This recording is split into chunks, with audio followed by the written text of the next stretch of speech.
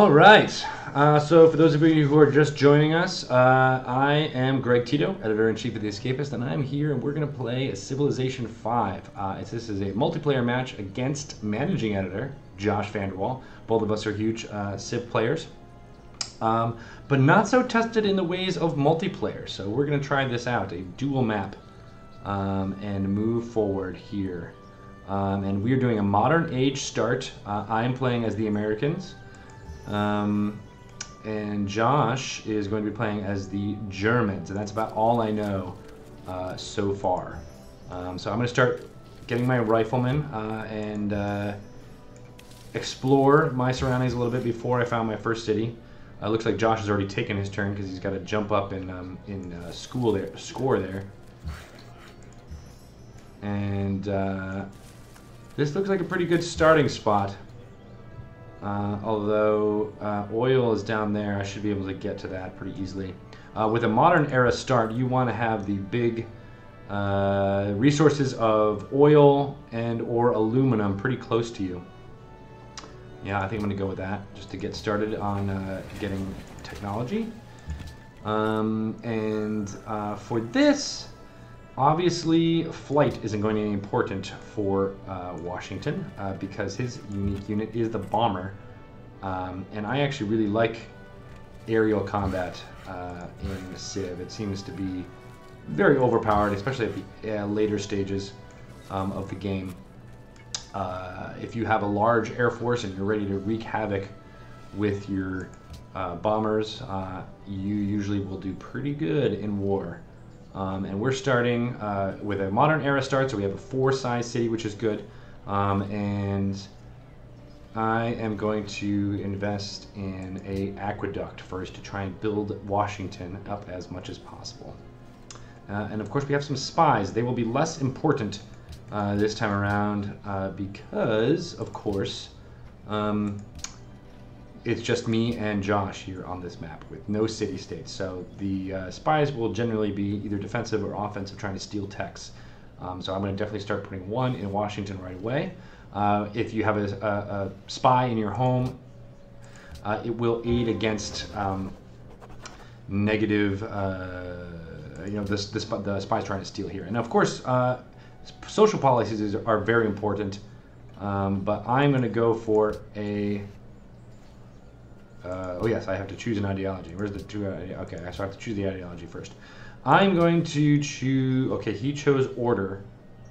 And I'm just going to go, because since this is a straight-up domination victory kind of style thing, I'm going to go with autocracy. You know, freedom be damned. And we will see which one pans out, whether it's order or autocracy. I'm going to go with... more of the offensive military tenets in the policies. Elite forces will definitely help as wounded military units are able to do more. I'm also going to ignore tourism pretty much altogether because I don't think culture is going to come into any play here. This could be interesting, stealing technologies, but instead I'm going to go with happiness because having a happy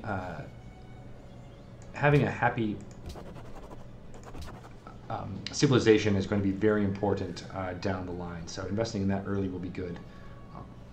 This is also a lot of interesting choices here. Sid Meier would be proud. A lot of interesting choices. I'm going to go with also the happiness here for the barracks because we're going to be building those first and get the immediate benefit from those. And for this, we're going to go with gold. Purchasing of units will be a bit cheaper. We'll have more militarism, second level choices here, and this is going to be a difficult choice. Strategic resources make sense because you want to be able to have much bang for your buck. Also, the +5 food and +5 science in the capital is a huge boon. But then also this 25% building military units and military units getting 15% experience is also very, very important. So I think I'm going to, geez, this is a tough choice. I'm going to go with Total War as my other tenant, and then when we get more culture, we'll be able to pick more. But you know, with the level 3, I don't think it's going to be as important. Although we'll see when it comes down the line. All right, continuing the exploration, we got to find Josh before he finds us. It's not, you know, imperative, but it definitely will help. With a small dual map like that, we're almost guaranteed of finding each other pretty quick. But we shall see. This rifleman's going to move this way to see what's down yonder. And this settler... With barbarians off, I can be pretty confident in moving around, so that's not that big of a deal. And I'm going to click next turn. Alright. You know, I'm actually going to, while we're not at war, this is a huge time saver, people. If you auto-end the turn in multiplayer, you won't have to do that final click, and it can save a lot of seconds. And hopefully annoy... See, this is a good spot for a city, although there's iron there, stone. None of the really big heavy hitters. Coal is over there, which is also going to be important a bit in building of factories.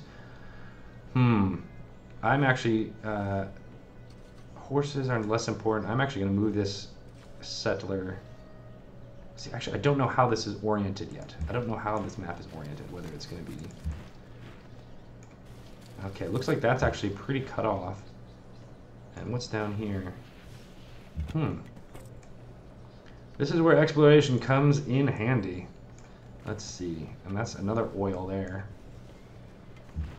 That desert is going to be really shitty.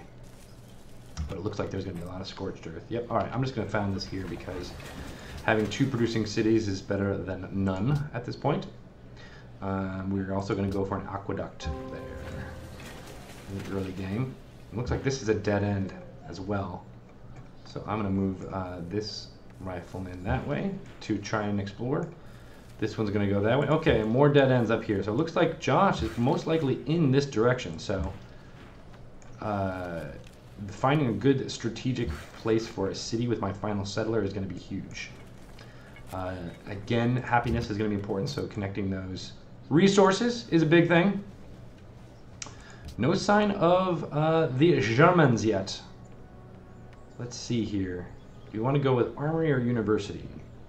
Or bank? See, there's so many options because we don't have any of these cities yet developed. But growth and science is going to be huge. I think I'm actually going to purchase a building at this point. And a watermill, yeah, that's the way to go. Because we may have just cleaned ourselves out of gold, but that, oh, there's another oil down there, and that could be a good city's location later on, if nothing just for that oil. Okay.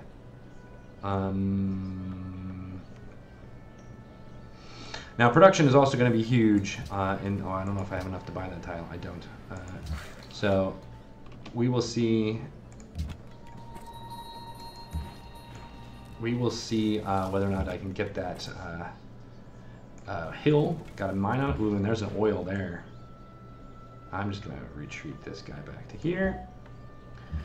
And what the hell, we'll explore up there just for shits and giggles.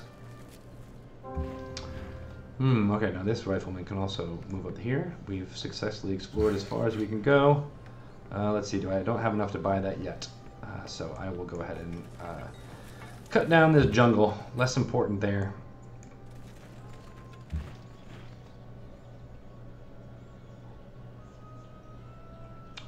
Let's see. Oh, natural wonder discovered. Hello, natural wonder.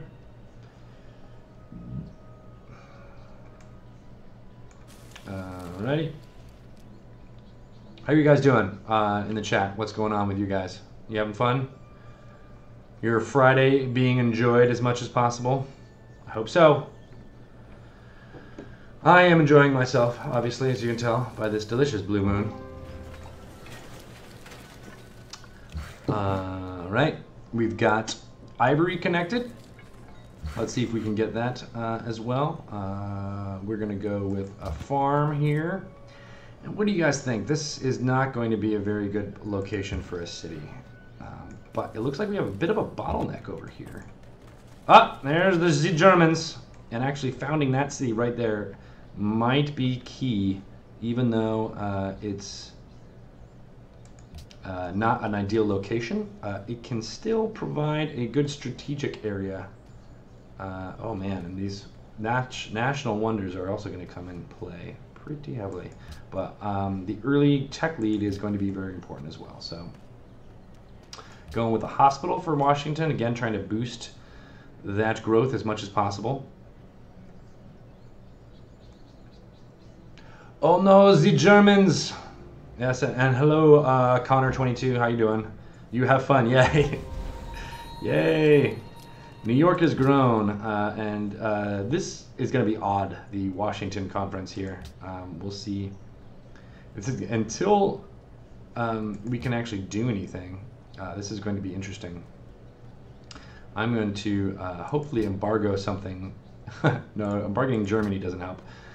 See if I can ban a luxury, something that they have that I don't have. So I don't see any wine yet, I don't think. That wasn't wine, was it? Oh, that is wine. Oh, that was dumb.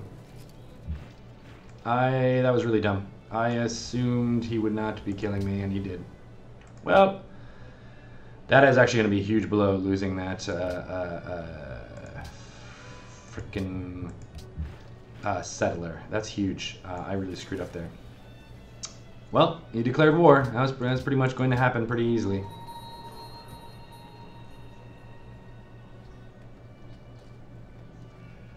That's right, Vivian Tar. We are here. You can watch the highlight of our D&D stream if you like. We have that up. And I am admitting to Josh that I may have erred in doing exactly what I did there. That was pretty dumb. But we shall see. Having more exploration is never bad, but on the whole, when you start with 3 settlers and you lose one right away, that does not bode well, especially on an accelerated start such as this. Let's see if the U.S. can recover. We may not be able to. I'm not gonna lie. This is gonna be pretty rough. Oh, okay, and there is the Germans. Maybe I can try to win that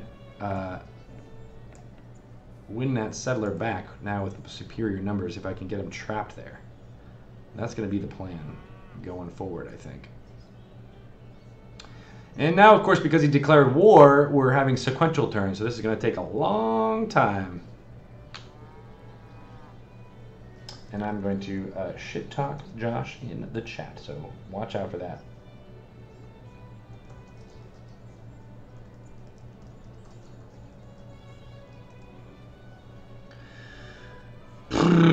All right. So Civilization 5 is obviously tons of fun. It is a game that can model all kinds of different victories. There's the military victory of domination, of taking over the capitals of all of your rival civilizations. There's a cultural victory in which you it was changed for the expansion, Brave New World, and it's actually tons of fun. It's probably my default way of trying to win at this point, because you are rewarded for building wonders early, and for... Oh, I can only move one, and I have a bonus there, so I'm going to try and fortify and see if he will attack me, because I'm not going to get any better odds of beating him by attacking him. And it's going to take me a while to move that up. Let's see if he's actually going to try and protect that settler. And I'm going to go this way and see if I can catch him around. Let's see what happens. But as I said, the cultural victory is tons of fun. We're not going to really experiment with it much in this playthrough. But you build lots of wonders, and then you earn, you make great works through great people. So great artists, great writers, and great musicians can create works of art. And this will increase your tourism bonus, and your tourism can go up. Also, if you play a little bit of a maxing game in how you move your great works around, and you basically want your tourism to grow faster than your opponent's culture. And if that happens, you gain a cultural superiority over them. It's actually this weird, tons of fun late game thing that you can do that doesn't involve military or attacking, which is great. Oh, he does not know that I have rifle in here, so I'm going to move that guy that way and move this guy forward. to see if I can get around there. All right, and getting more. You know what? I'm never going to be able to trade more ivory, so having more than one, well, it will help with getting more gold, so that's probably a good thing. Okay, and New York. What should New York build? Don't have coal. Shoot, that is actually going to be super important. Where is coal? Is that really the only place of coal near me? Interesting. I am so screwed. Yeah, that is the only source of coal is down there. So I almost need to build a settler and get there fast. Too bad that is going to take that long, but whatever. That's what I got to do because Josh is a super dick. Let's see if he attacks this rifleman. I don't think that would behoove him, but we shall see.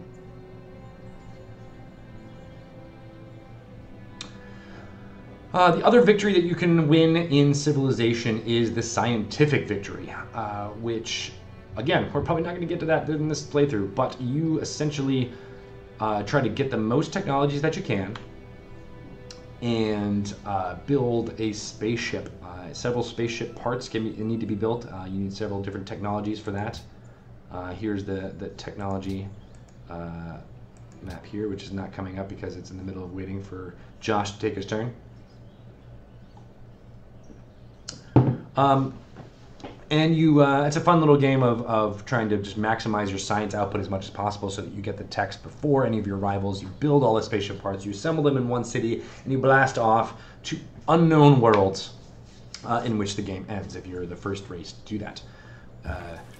The idea of what happens after that is going to be explored in the upcoming game of Civilization Beyond Earth, which I think is very cool. Okay, so this is the technology tree, and because we started in the modern era, we're a little bit farther along.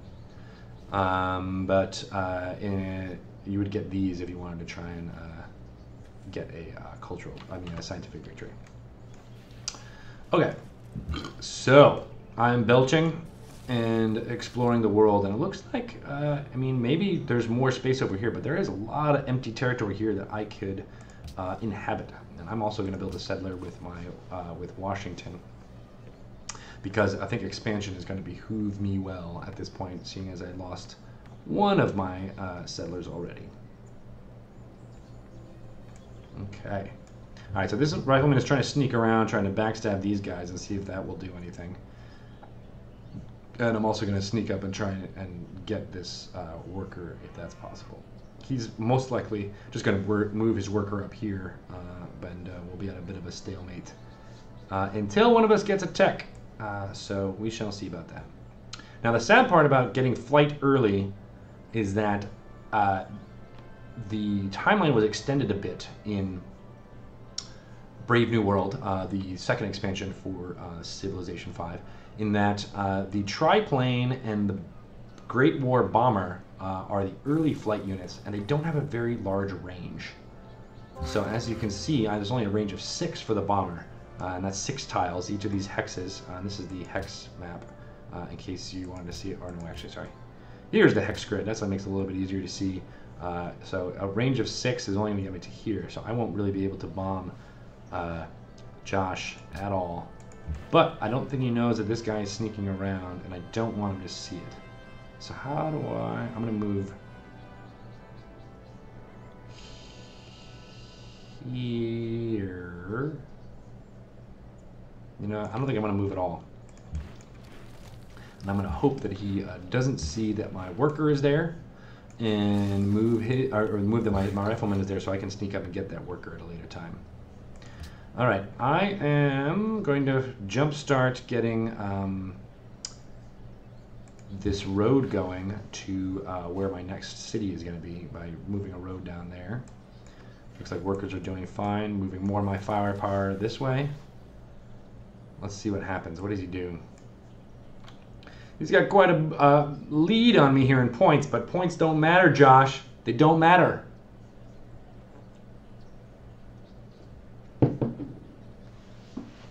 No, I am not Belgian.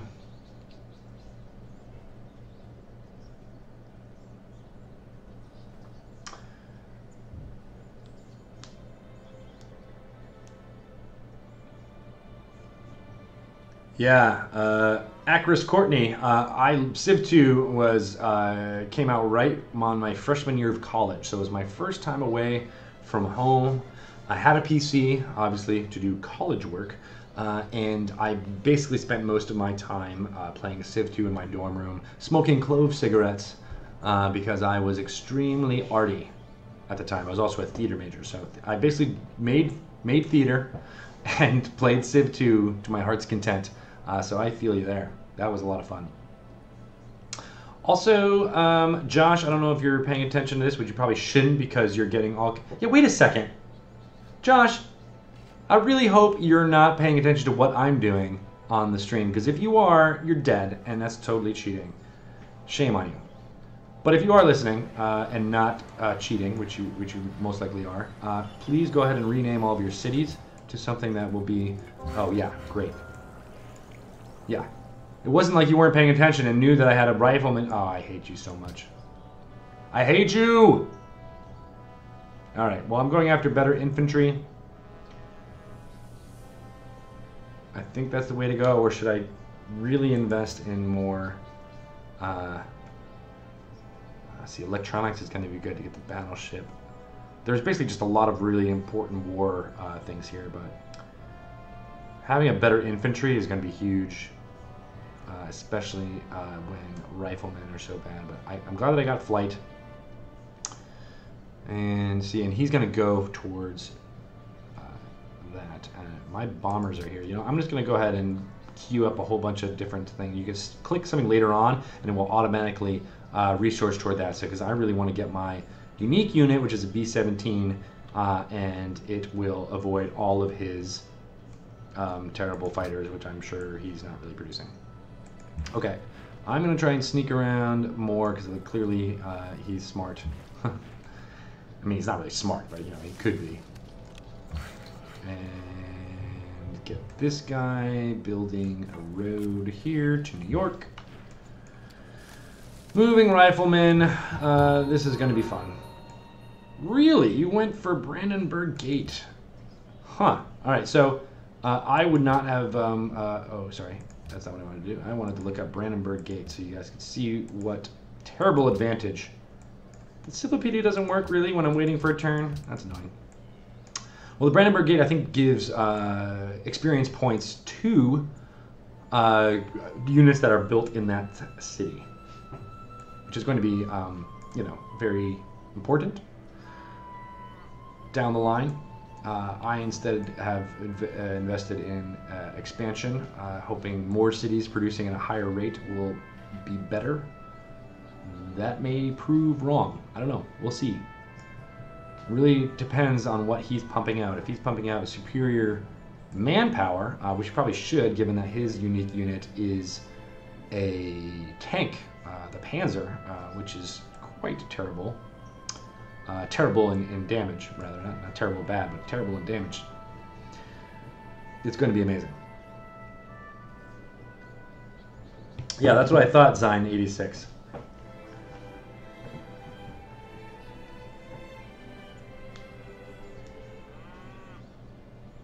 Yeah, well, you know what? I don't immediately think Josh is cheating, which I probably should, in my defense. I probably should think that Josh is immediately cheating because he's kind of a jerkhole. And he needs to start making his moves a lot faster. Right? Can we get an amen on that?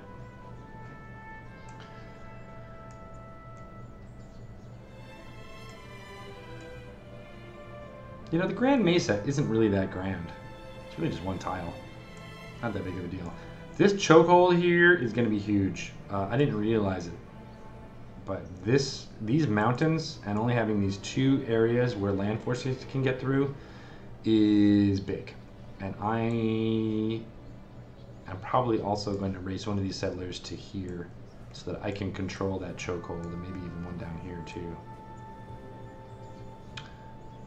So that naval and aircraft become a much bigger factor. Oh, here's the Cyclopedia. Okay, Brandenburg Gate. Here's just so you know. The Cyclopedia is great, by the way. If you ever need to look up anything, be it a wonder or a building or a unit, It's a great resource for civilization. I wish more games did something like this that was that simple, especially the search bar. You can look up anything. You get the mechanical effects of what it does, what it's for, and then you also get the historical info of what it is. So I always found that was very neat. But yeah, having that great general is going to be huge. Great generals are great people. So they're a unit on the board which provides a bonus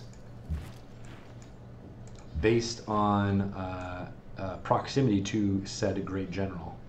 And this rifleman may be screwed, but I'm going to move here anyway to prevent him from going to Berlin with that other rifleman. This hill will give me a bonus to defense. So even if he goes at me with 2, I might be able to defend well against it. This rifleman, right, so I'm going to move there. And with a flanking bonus, I will have a minor defeat. But I might be able to injure him enough. And I got this other guy coming up in reserve. So you know what? I'm going to go for broke. Start this party right. Let's see what happens when he retaliates.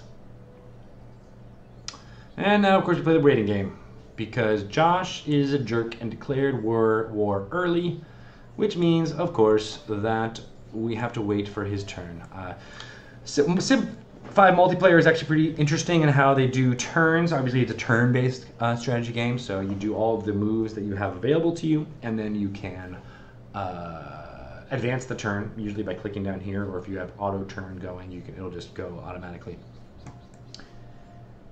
But in multiplayer, that can be very slow, especially if you have 4 or 5 or 6 or 7 civilizations battling against each other, each with their own player. It will go slow because every human player has to assess what's happening and make their decisions. So in multiplayer, they make it so that it happens simultaneously, so that whatever moves Josh is doing will happen at the same time that I'm doing it, and there's no distinction between whose turn it is as long as we're not in conflict. And by Josh declaring war so early, ooh, looks like you didn't do so well there by attacking me, Mr. Josh.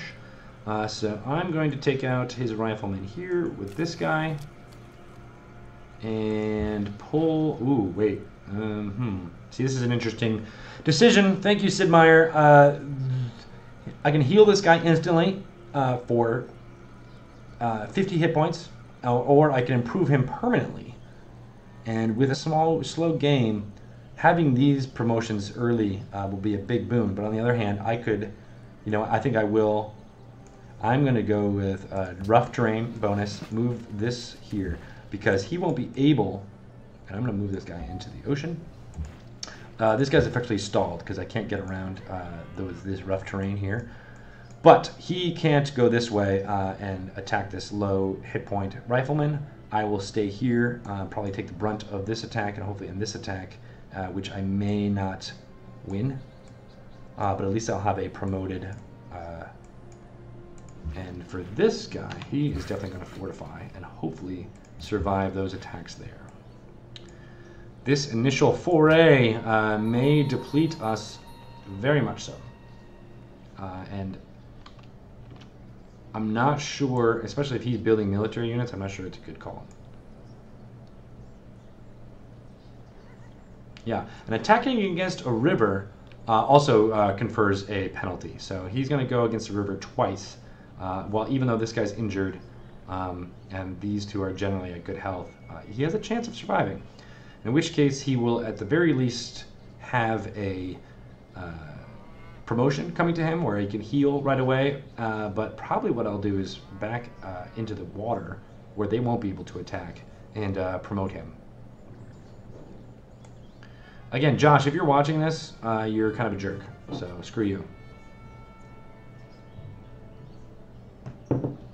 You're right, Zion86. I probably should have saved him by moving that guy into the water, because that's essentially, I'm just going to retreat and have him heal back at home.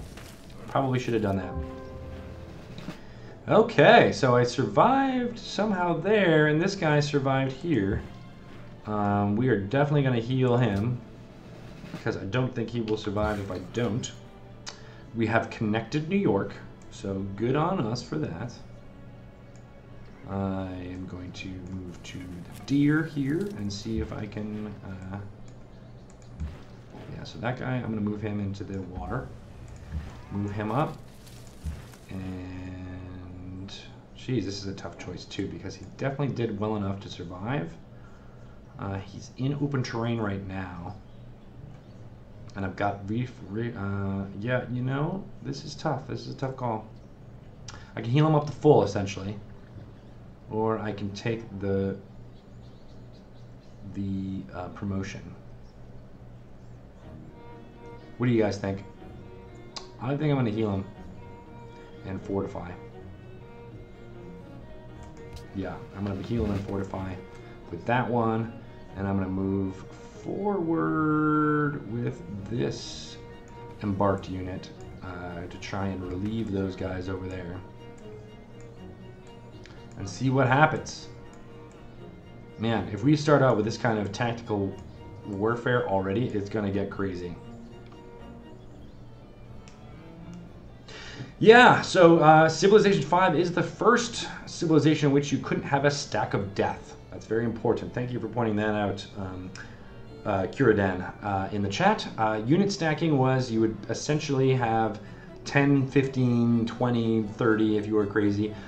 Units all in one tile, in one hex or square. And you can move that forward and you would never take any damage or take minimal amounts of damage from attacks. And then you could get close to a city and just pound on the city with every single one of those units. It was kind of cheap. And what Civ 5 did was mean only one unit could be in one hex at a time. So you have these wonderful tactical decisions that you have to make. Is it important to have a frontline fighter like a rifleman or infantry up close, having your ranged farther back? It was very, I just think it adds to a lot more complexity in how you choose to move around the board, especially in warfare. And a lot of people didn't like it because, as you said, it was the first 4 civilizations to let you build these stacks of doom, as Zion86 called them. Yeah, and right, Kuraden, just fanning around a city feels a lot more like a real envelopment of especially in the early medieval cities. It seems like that how real warfare actually went. So Josh taking a long time to decide. We'll see how this goes. Now, if I were him, I would probably just concede defeat at this point because he's pretty much screwed. Right? Am I right? Am I right or am I right?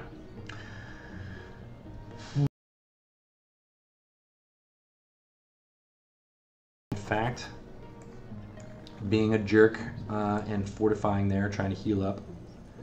I'm going to explore before I land, and I might just get close to his borders. There we go. I'm going to build a camp to get that production. This guy is going to go here to heal up. I can just put him on H and heal. Now I'm going to go here and also fortify. And we have another tenant we can buy. Now, what's the 3 one? See this here? Now, this is huge. Having a plus 25 attack bonus to all military units for the first 50 turns after this policy is adopted. I want to use this when I know I'm going to have a whole huge boost of war. Like, I know I'm going to have the upper hand. And these other 2 are not as important in this game. So I'm going to hold on to that one. I'm not going to do that one. Instead, I am going to... None of these really are going to be as important. The stealing technologies, though, is something, especially if I can get into Berlin. I don't know if I can get into Berlin. Let's see. And I can! Totally moving into Berlin. Alright, well, I'll try that because what I really want is one of those tier 2 tenants, which I can't get unless I have another one of these unlocked. So I'm going to go with that. Okay.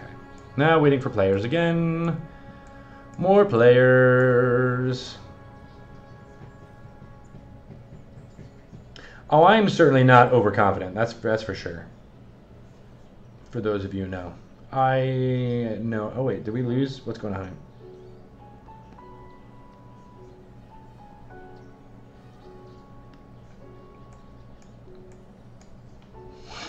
All right, we're back. No, I am not overconfident, not at all. And Josh's units can move over water if he chooses to. We have the technology to do that. Usually, it's in the early game you don't have it, but as soon as you get sailing, you have the embarkation ability. So he should be able to do that.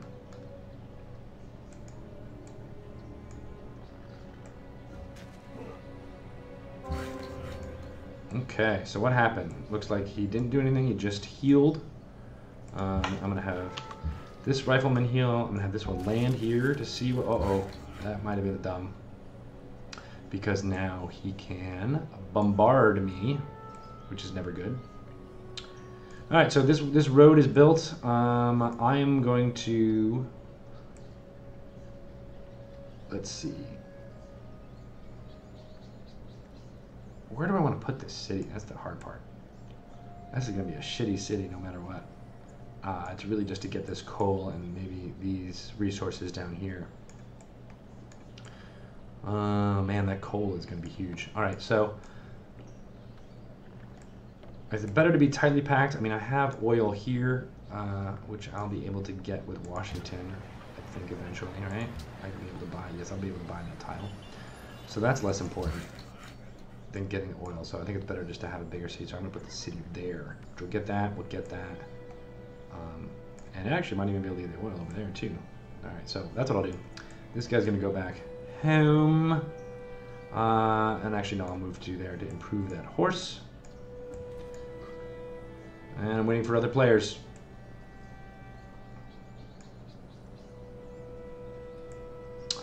In case you're not aware, I'm probably just going to retreat with this guy. He's going to be able to attack on him with Hamburg, but it's good to know that I know where Hamburg is. And you know what? I have an advantage of being able to see Hamburg, which I don't think he can see either of my cities. So come my turn, I'm going to move one of my spies to Hamburg and see if I can steal from there as well. Just as an FYI, Josh, that's what I'm going to do.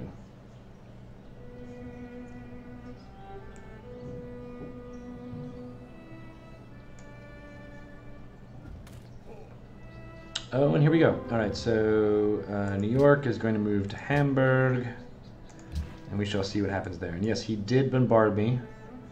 Not too bad, but if I move here and attack there, which is tempting, he will bombard me again, and he might even have some reinforcements there. Huh, that's really tempting. But alas, I shan't do that. I will instead go here, get the horse. I'm probably better off retreating like I had planned. Although, if I do that, he will lose something. Man, this is really tempting. Could I injure that guy enough to win? Probably not. It's better off going there and trying to pincer that guy that's trying to protect that settler of mine. Remember, this is a worker for Germany, but it's a settler for me. If I'm able to recapture that, he will turn back into a settler. And if that's the case, I can then move him over here or over here to establish a city, which would be a huge strategic boom. Strategic boom! Yes.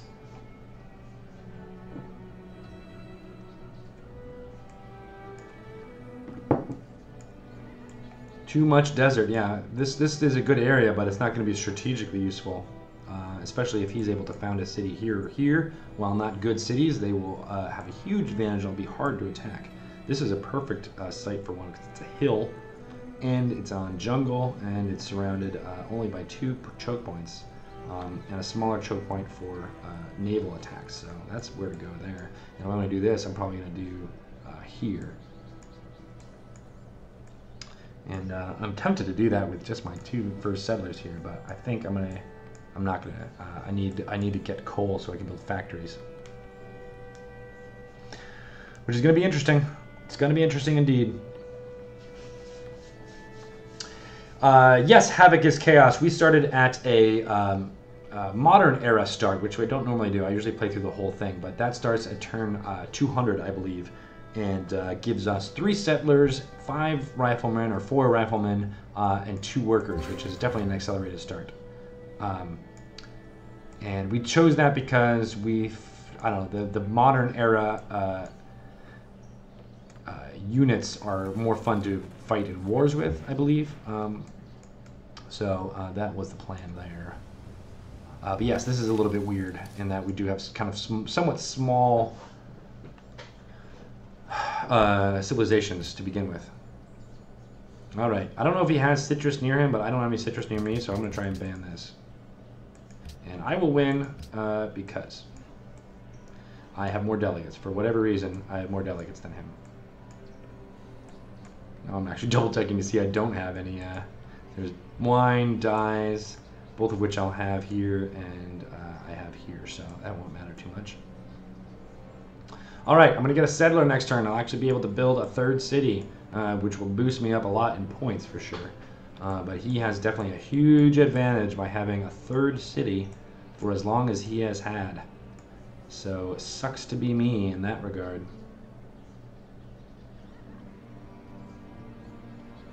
And when this fortified guy, I don't know if it's better for me to attack that or what. Yeah, that's right, Zion. I was, for whatever reason, chosen as the host. So in this case, with a late modern era start and no city-states, just for whatever roll of the die, I was the one who was chosen as the host. Which is fine by me. Again, politics will appear not as important this time around. Not as important for politicking with 2 people when we're both at war. And we hate each other. Like we do. Alright, finally I can build something else. Now, having an artillery is going to be very huge, especially by ending this stalemate here. And he has Great War Infantry to start, which is bad for me. And he moved that guy up there. Ooh, well, I'm going to lose this pretty much by attrition here. So what happened? Hey! Yay, world's fair. Go ahead and waste your energy doing that. I'm just going to keep cherry picking stuff I don't own so that he... Oh, it looks like there's not that many, but I'm going to go with spices. I don't know if actually there are spices near me. Let me double check just to see I'm not shooting myself in the face. And I am not. He does not have spices. I mean, I do not have spices near me. So Josh must have spices, and I am going to ban the shit out of him. Deal with it. Yes. Alright. This guy's got to go there, I think. Is that crazy? It's crazy, but I'm going to do it anyway. Definitely this is a better city location down here, but... Alright, let's see.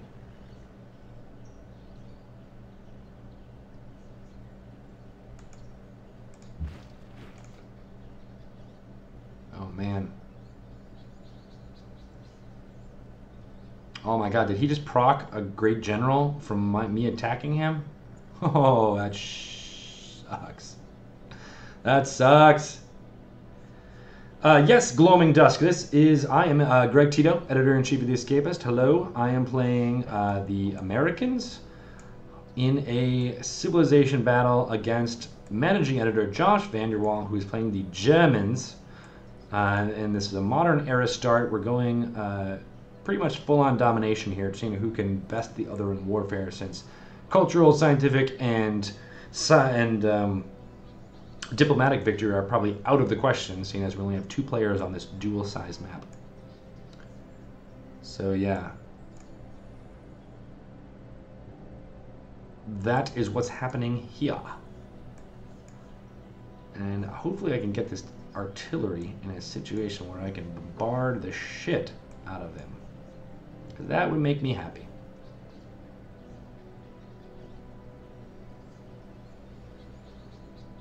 Yeah, Gloaming, it's just a 1v1. We decided to go with something simple rather than a long, protracted game, because as you know, Civilization can take many, many, many hours to complete one game. So a smaller scale, smaller scoped multiplayer battle seemed to be the best choice for a 2 to 3 hour stream. And given the stalemate that we kind of have going here, though, I'm not sure if that's going to be resolved anytime soon. But, you know, the tipping point could happen soon.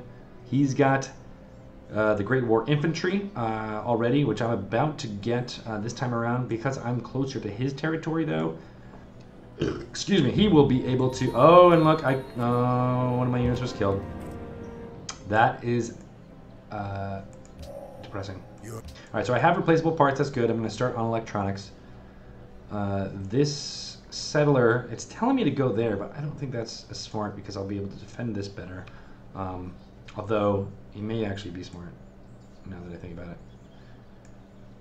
But I'll be able to get that too. I'm just going to go there. It's better to do that, to wait for the turn. This mine is going to get built, and I'm going to go over here to get coal. Alright. Alright. We're going to invest in aqueduct there. Oh, see, founding a new city automatically starts it at 4, which is very helpful for this modern start. That will be good. And so, should I go for broke, take out another one of his units while... I mean, I could retreat and maybe save this unit, but he could do the same with that. And he's got superiority in military and numbers, so I am, in fact, going to pull back. And have him... If he can come at me, bro, with that one, that's fine. But I shall see what I can do.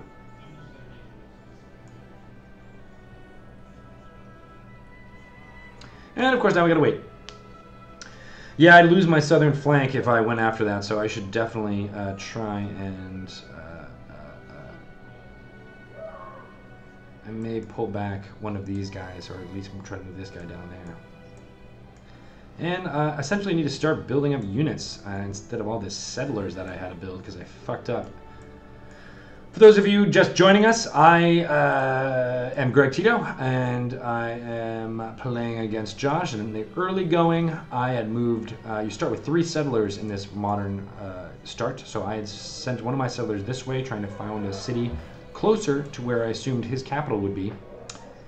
And he captured it. He declared war on me and captured it almost from the get-go, which made me very sad, and put me behind in this battle from the beginning. Oh, but hey, look at that! I have a great unit, a great person. This definitely is going to be off terrain, and so because I have buildings which improve my experience, definitely going to go with that. All right, so I have this, which means that I can possibly rush a wonder or a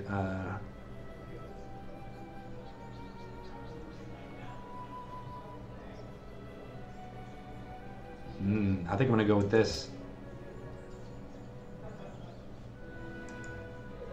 All right, I'm gonna get that, and that's gonna be a huge boon because that gives +1. Just so you guys are clear. What? That's not what's happening. Are you serious? I hate that. Well, the Prora, if I read that correctly, would give me a +1 happiness for each social policy I have chosen, which is upwards of 6. And in addition, it was going to give me a free social policy, which is what I need.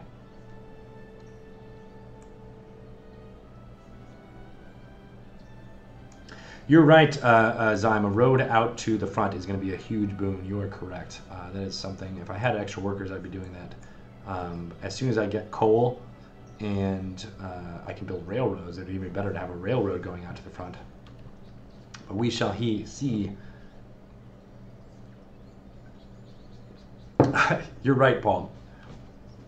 And I love fajitas, so I'm glad you guys are getting into some fajitas. Yummy, yummy, yummy, yum. All right, we've got a bunch of whole new viewers, so let me tell you, I am Greg Tito, editor-in-chief of The Escapist, and I'm in a Civilization V Brave New World epic duel with managing editor Josh Vanderwall. I am playing as the United States. Go America. He's playing against Germany. He's playing Germany, so he is a Nazi, and we should hate him. So we want the Germans to lose, incredibly. And I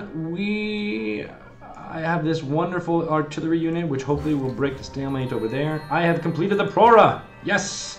Da-na-na. So +2 happiness, +1, 2, and yeah, this is great. I am pretty much going to kick ass now. That's not true, but it will definitely help. Oh man, and I can build. I had extra production left over, so I can build any of these in one turn. Oh my gosh. Oh my gosh. So Heroic Epic is definitely going to be a huge thing, but that doesn't cost as much. And production is going to be very important. So I'm going to go with Ironworks for my capital. I can adopt a new policy, and I will finally be able to get this one, which will give me armor units plus 15% to attack, plus 3 movement for great generals. But this is also very important. I don't have a great general yet, and this will help me immediately, so I'm going to go with the third alternative, people. Yes. All right, unit needs orders. Move to the front, my friend. To the front. This guy, well, there doesn't appear to be anyone near him, so I'm just going to have him start to heal. This mine needs to be built in 5 turns or more. Oh, he built the Kremlin. He is definitely going for a more wonder-based strategy than I. The Kremlin, though, I am not familiar with what it does right off the bat. Does anybody in chat, can you help me? Yes, I will need to nuke them when I can. First, I need to research nuking. Then once I get that, it should be no problem. Yeah, Ironworks is definitely a way to go. Although National College could have been a good decision as well.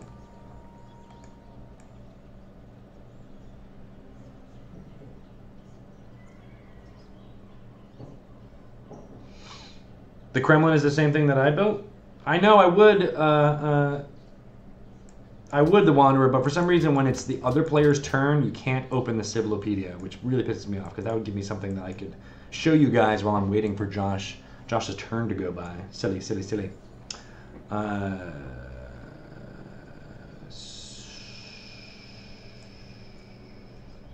I will indeed shout swish. That sounds like a good call. All right. Now I need to start moving my units back and upgrading them, even though I don't have tons of gold with which to do so.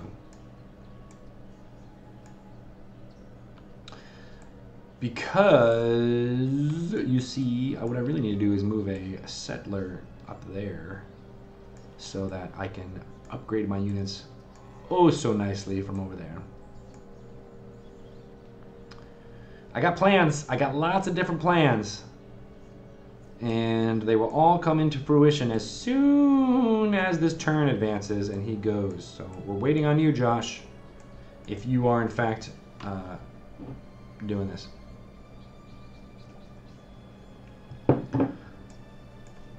So what do you guys who are watching, what do you think? Should I put a city down here, which is a good for resources and for you know, growth of the actual city itself?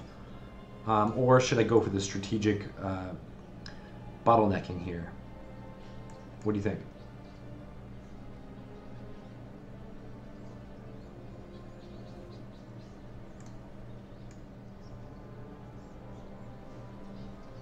I'm waiting on you, intrepid shatters. You think so, Vivian Tar? Don't you think it's more important to bottleneck? I mean, he's going to come through pretty soon. He's got great generals.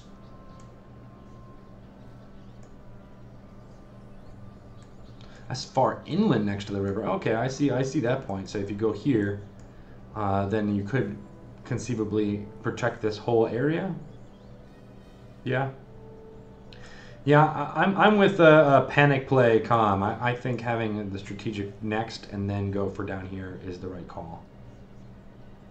Yeah. Looks like we're getting more and more. Okay, see, finally the encyclopedia opens when I clicked on it. Not helpful. Not helpful. All right. All right, we'll move that worker to there because I'm not sure what I'm going to do with him next. Stupid marsh slows me down here. Okay, I built my aqueduct. Now I should go for, man, I kind of want to go for a hospital, but university it is. Science is extremely important this early. Oh man, this is also tough because I got the ironworks. That means I basically have this huge powerhouse of a city that can build things very quickly. But I don't have. Yes.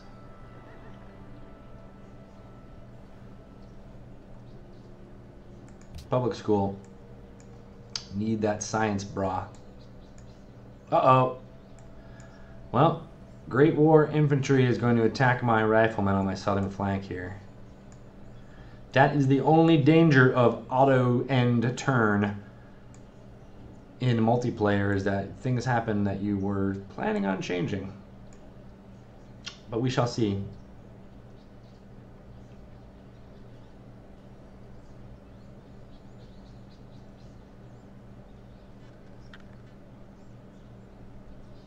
Yeah, I'm pretty much convinced Einar Giz that he is in fact watching this stream because he is a jerk. So if you are watching this stream, Josh, shame on you. And Evilex, you think the wonders? Really think wonders are the way to go? I mean, the national wonders are pretty good and they will be built pretty fast, but I want to get the basic buildings out of the way too, because I can build them in like 1 or 2 turns. Aha! I survived. And this guy's promoted.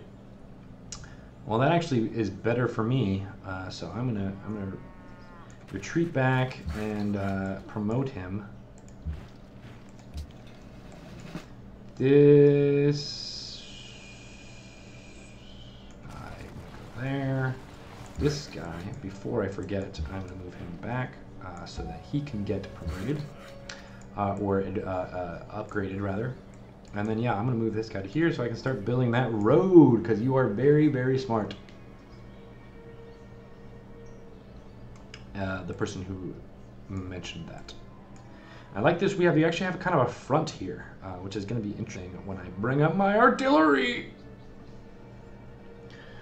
The reason I moved my artillery here was because I'm not sure if I'm going to need to protect this guy's retreat from this Great War infantry, or if I am going to just move them up here and start bombarding these happy stranger riflemen up here. But I'm going to bet it's going to be over here because he's going to start attacking this guy pretty soon. And you know what? I'm going to need some more frontline people. So probably I'm going to pull these guys back and try to move one of them over here and keep the bottleneck here.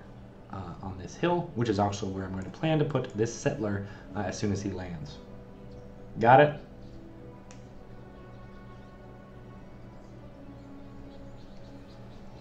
Yep, moving forward. Okay, finally I got my 4th settler built. I'm going to go for...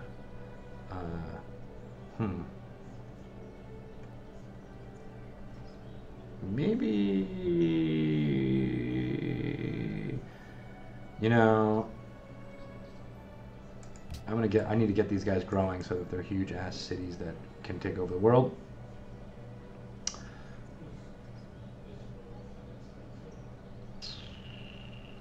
Actually, you know what? This is the best move. I'm going to put him into the sea. You can build a road, or a road, as they say, in Black Sheep. This... pull back there. Don't attack me there, bro. And National College or Armory. National College. Ugh. All right. So I'm not cocky. I don't. Hey, what's up, Swiftstar? How you doing?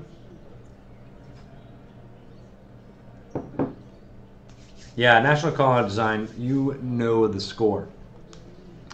All right, so got my finger in a lot of pies here. He will likely move up, I'm pretty sure. I don't know, we shall see. I'm gonna move him here, that guy there. This guy's gonna move back, hopefully. The artillery is gonna have a hard time fighting through this. Oh wait, no, the artillery special ability is that they can fight around, or they can fire around obstacles. So he should be okay in bombarding the infantry, at least for one turn, before he's able to attack. So that's great. Oh, of course he's building tanks. He's got Panzers, but, you know, he needs to get there first. He got, here, well, I can't open up the gosh dang tech tree, but getting combustion is a little bit harder. But I think he's got to do one more prerequisite before he can start that. So, given the amount of time and the amount of science that he's been able to build up, I doubt that I will be overrun that quickly. But who knows? I could be completely wrong. Then that's where having a city is going to be hugely important. See, okay, open technology tree. Yeah, he needs to get to combustion, which is just a land ship, and then he needs to get combined arms before he can get the tank, which I believe is the Panzer. So he's got quite a bit of way to go. And again, I'm researching, trying to get to B-17, which is my unique unit.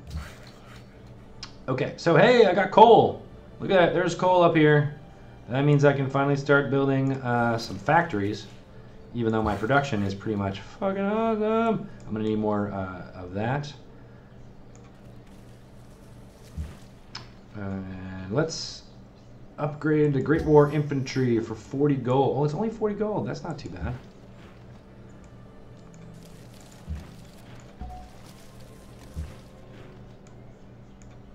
Okay, and I'm gonna set and forget it. So when he moves in, I'm just gonna bombard the heck out of him. And it's gonna be so funny. It's gonna be so funny.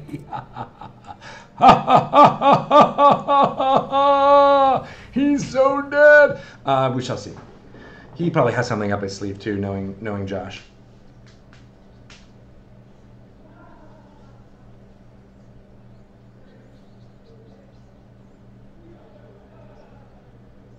Yeah, his tanks are gonna be pretty crazy. That's definitely, no one's disputing that. But once I get my bombers, which we're furiously working towards those bombers. I think bombers trump Panzers in my opinion, because the bombers can, he needs air support, and if I know him, he's probably investing in Panzers and not really investing in air support, because why would he? Right? Why would he need any air? Or why would he need air guns when he's got tanks? So I'm pretty sure he's going to try and beat me up a lot at first, but then once that comes in, it's going to be all over for him. I hope. Anyway, I don't know, who knows. Yes, evil laugh initiated. Well played. And of course I am jinxing myself. Thank you very much. I'm a terrible person. It's true. All right. Here is the problem with being at war quite so early, is that Josh, I have to wait for him to make his silly little decisions before I am able to make mine. Right. Grade 4. I'm going to just heal that last bit. And I'm going to move my settler there. And fortify him. Move there. Oh, really? You didn't move forward? Well, I can bomb you anyway.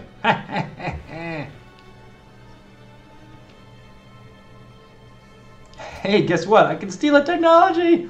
Woo! It worked. My gambit worked. All right. So, railroad or refrigeration? Man, that's tough. I'm going to open the technology tree and find out which one's better. Railroad or refrigeration? Well, railroad is on my way towards nothing, really. Refrigeration is on the way towards nothing, really, either, but it will help with the offshore platform, so I'm going to go with that. Even though the railroad is actually pretty good, too. Oh, he's going crazy with the wonders. It's nuts. I got electronics too. Nice. And railroad's gonna be in 2 turns. This is no problem. No problem here. And going for a factory. Yet another factory. Oh my god, I'm gonna be a powerhouse. I don't mean to brag, I don't mean to boast. You know what, Escapist magazine, I'm not sure if your advice is the right way to go. I don't think railroads is that important, since I can discover it very soon, and it's going to be tough building those eventually. Refrigeration doesn't sound sexy. Being able to build those offshore platforms is going to be important, probably more from this guy. And now that I'm getting near, I need to see if I can start purchasing tiles to get to either there or there to build my oil wells. And then, after I build one of these factories, I might want to think about building another settler. And or another artillery, because I don't think artillery is what the Germans were expecting. You know, when you think of Germans, you don't really think of having good artillery defense, but we really do. Huge artillery defense.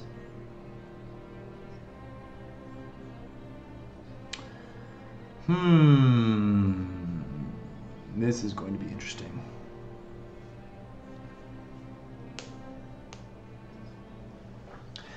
Okay, so if I build my city there for the bottleneck. Oh, I see what he's doing. I might need to invest in nothing. Alright, so I'm just going to go ahead and build the city. Yes! And bye-bye, rifle. Oh, man, seriously? You survived that? Ooh, okay, so this is, guys,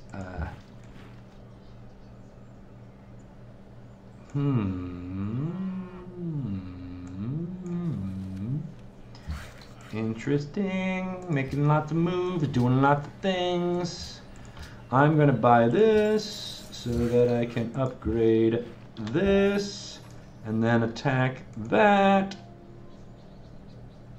Oh, I can't attack because I upgraded it. That's right. And this guy is gonna go all the way to over here. All right. So he's got to move here, which will get another chance at bombardment and maybe an attack from here in order to even touch my artillery. This city is on the verge of disaster in that it's starving. It's got a -3, which is totally okay. I'm cool with that. Because it doesn't need to grow very much. It really just needs to be a defensive powerhouse. So I'm building the walls. And you're just gonna have to deal. So waiting for players yet again. All right, my hospital is gonna get built here, which will make New York grow oh so fast. I will get a factory going in there. When this factory's done, I think I'm gonna go for a naval unit. Might be very important soon, but I need number superiority down here, so I'm gonna go for a land unit, probably another artillery, because having 2 of those plus a city over here is going to be huge. At least to stem the tide of the Panzers that are inevitably coming towards me at this moment.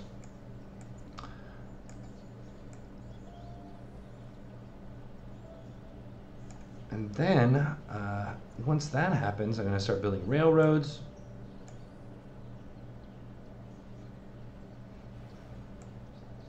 And lots of Tito care, exactly. We are going to give all kinds.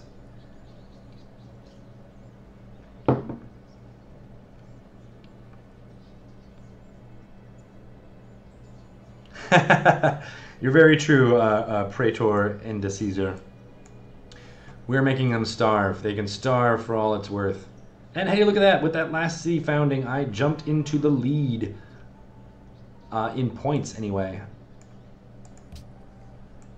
So I have a score. And score is a weird thing. It basically comes from a whole different number of things. Population, land, wonders, technology, future technology, policies, that kind of thing. And it doesn't really mean much. It's just kind of a overall guide to who's got the most stuff. Not necessarily who's in a winning position. Keep that in mind.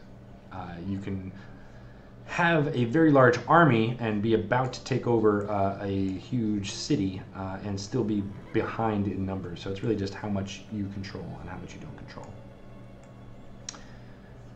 And I don't know how big this continent is over here. Let's be clear that I have not explored farther. I found Germany and kind of stopped. He stemmed the tide. So I don't really know. He may have a very large territory with which to colonize, which could give him an advantage. But it is a dual map, so it's going to be very small. It's also possible he can actually come at me from over here, especially with naval units. So that is a thought, and I'm going to have to start protecting my flanks. And or maybe doing that exact same thing. Maybe I should start building naval units over here. Yes, that is what I should do. That is very smart, Greg. Good job. Way to think about that. Naval units, bum bum bum bum. Naval units, you got nothing, Josh.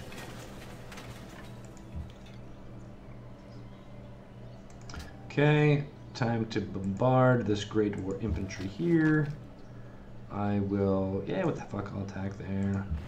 This guy's gonna continue to retreat and be a thorn in his side.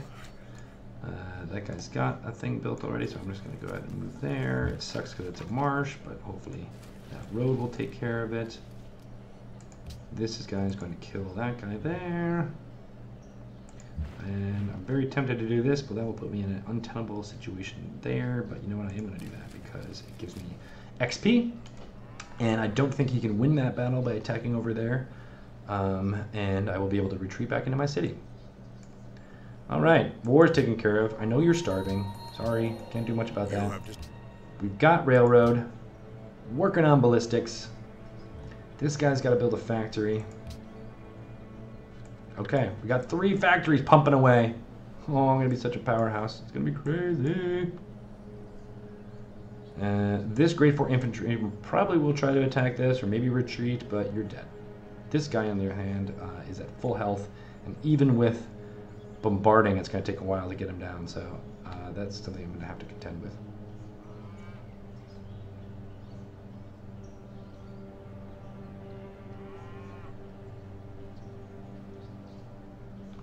All right, it's your move, Josh. I've noticed that Josh's moves take a lot longer than mine do. Have you guys noticed that? I think he's a little bit scared. I think he's considering a lot of the things that are going on right now. And he's not sure if they're good.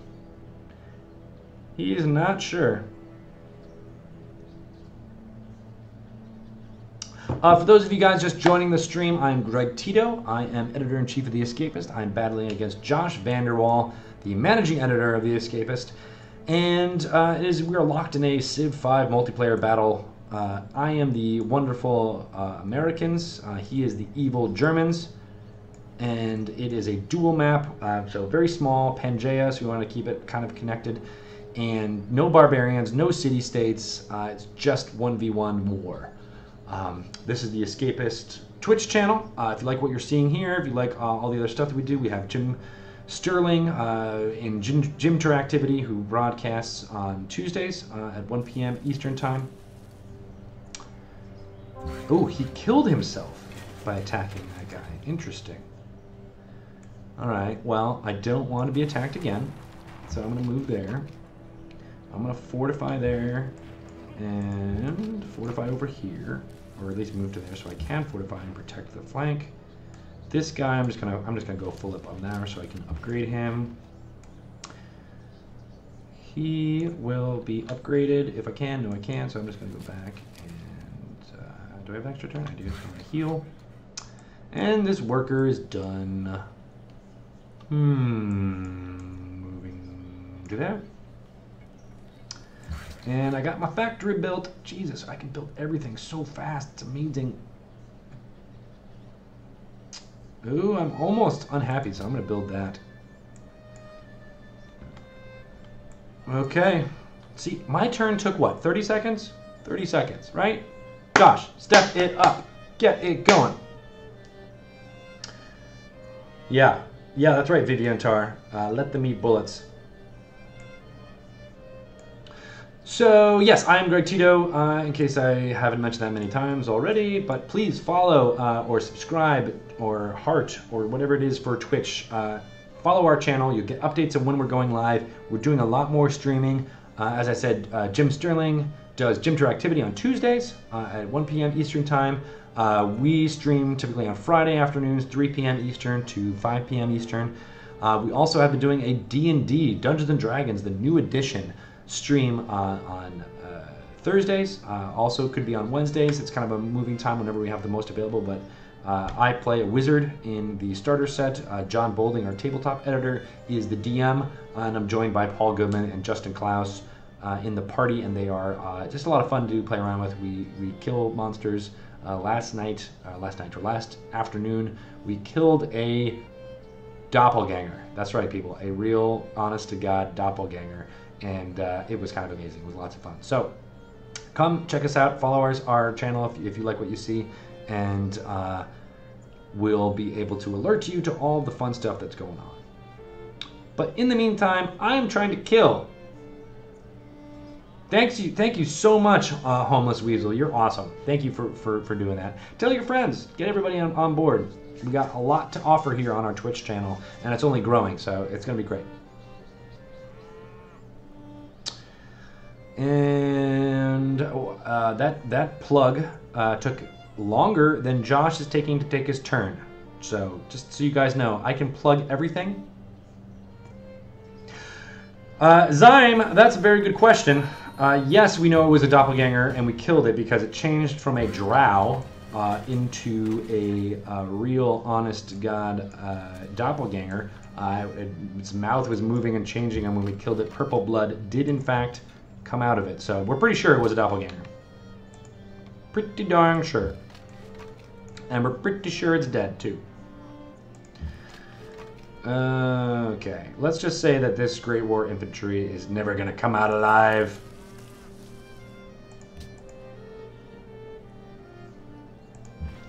And I don't have enough gold to upgrade. I'm losing gold. That's not good.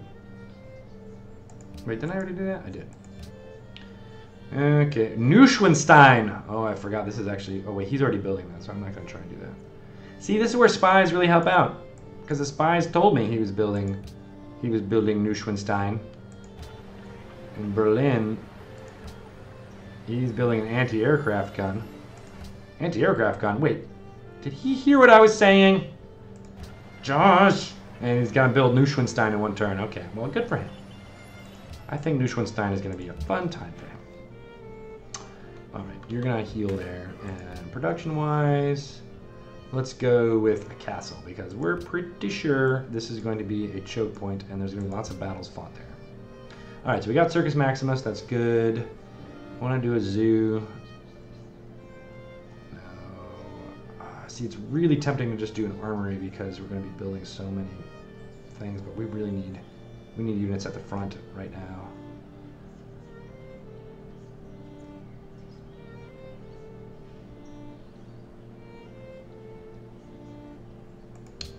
Submarine. I'm crazy. I'm crazy for submarines.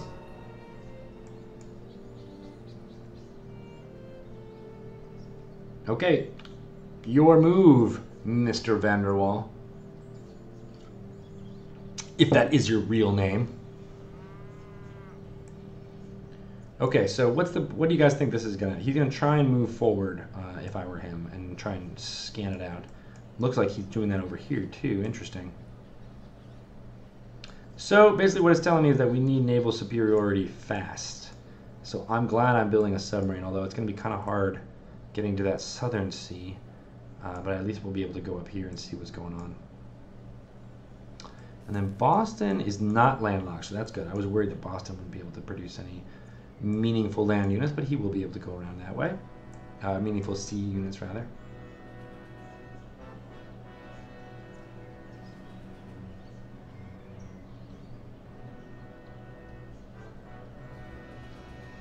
Yeah, East India does give a whole bunch of GPT, but I have no trade, remember, because trade is basically going to be between myself. So I can be trading production and food back and forth, but that's not going to be a huge boon to me. Oh, and sadly, so sleepy, Josh has surpassed me in score, but again, that means nothing. He's got a lot more wonders than I do. He's got more policies, too. I've got more population, oddly enough. And more cities. He's only got his 3 original cities. So, even though he stole a settler of mine, he still has less cities. And I have a lot more land, and my land's only going to grow. 224 technology, 228 from technology. Okay, so, but I'm about to get ballistics, which should put me up above him on technology. Interesting. All right. So even though he was able to sneak around here, that's helpful, but I don't think that's really going to be the end game for him. And I might be able to steal some more. He does have anti-aircraft guns. That's going to be terrible. So,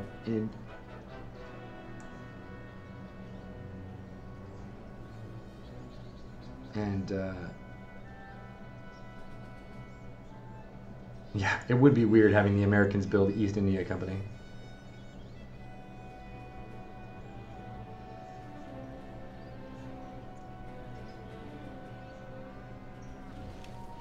Okay, so it looks like I might be able to steal some more from him in a few turns. That'll be fun.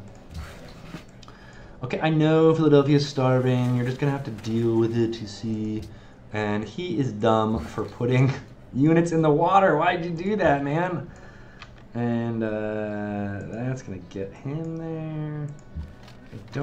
I could, if I get a good roll, kill him, and I did, woohoo! This guy's still a problem, but at least he's not gonna kill my worker. Like, I'm sure that's what he wanted to do. And that being a fortified guy, there's no reason for me to move. He's gonna fortify, and yes. Wolf pack. Wolf pack. And with mobility, that's gonna be huge. Mobility or visibility? I'm gonna go with mobility because it's gonna be all about getting as far as I can with this submarine, as much as possible. Okay, so shit, I still can't.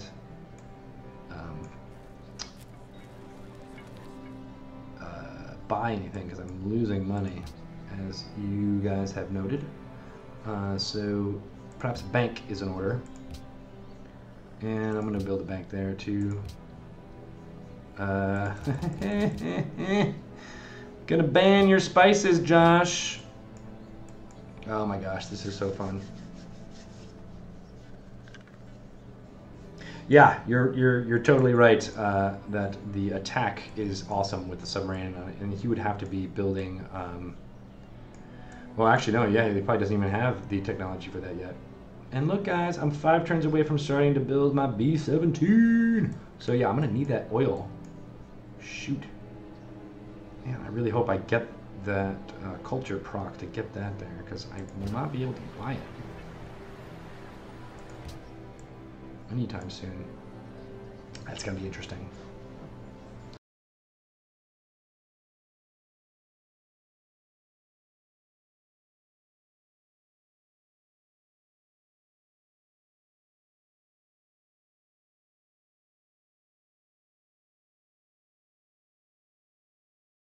Enough to buy it, and I can't when it's not my turn, correct? So we shall see.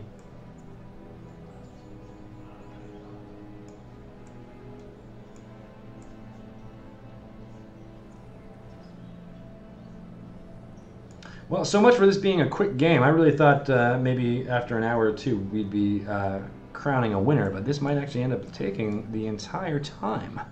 I'm not sure I'll be able to pull off a victory in a half hour. So we might, just so you know, save this and take it up at a later stream. What would you guys think of that? Would you want to kind of see the continuation of this story, or rather play a different game? What do you guys think? Asking you guys in the chat, what do you think? My cities are actually set on default because I want to be able to get an even balance of science. Hey, a banned spices and science funding. What does science funding do again? Oh, well, that's not really going to change that much, and I'm all for that. So good. All right, possible resolutions. I got to propose another one. Ban luxury. I got nothing left to ban there. Standing army tax. Historical landmarks.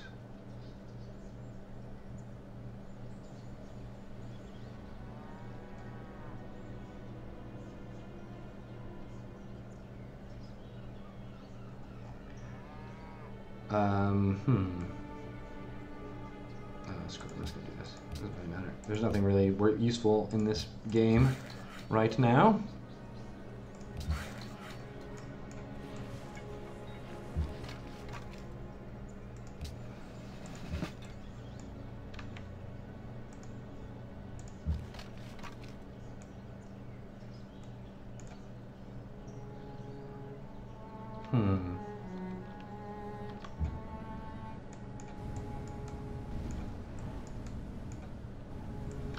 There's some pretty good cities up there. Oh, nice! I got Thomas Edison. What? I can insta-build something, but it might be better. It might behoove me to make a manufactory out of him, which is what I'm going to do. Oh man, I should do it. I should do it over here, so that this city actually has.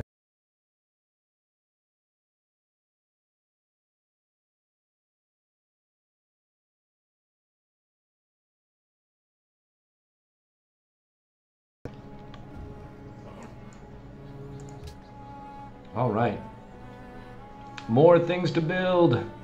I gotta go with an armory because I'm gonna keep building the units, and it's going to be very important to have them be as experienced as possible. All right, so what do you guys think is gonna happen up here? So what happens with Civ 5, and you can kind of see it down here, is that sometimes the ice of the poles prevents any units from going through, which can be problematic when you think you're going to try and be able to get around a continent in order to get to the other side. The ice prevents it. So that's possible that on the northern pole up here, that's going to happen, and this submarine may be trapped, and I'll have to try and go around this way and get to Berlin that way, which would suck. So I'm going to try and see what happens, and it's basically rolling the dice with exploration there to see if that's going to be possible.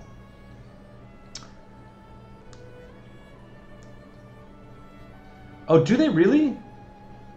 Thank you, Evil X Enzyme. I did not know that. I was actually thinking, as I was explaining that, I was thinking in my head, I'm like, well, you know, subs should be able to go underneath there. So cool, that's important. I didn't know that. I obviously don't play a lot with modern day units and didn't realize that. And that submarine looks really cool. I don't know if you guys can see, but it is awesome looking. I love the detail. Obviously, you know, you sometimes play it a very pulled back manner.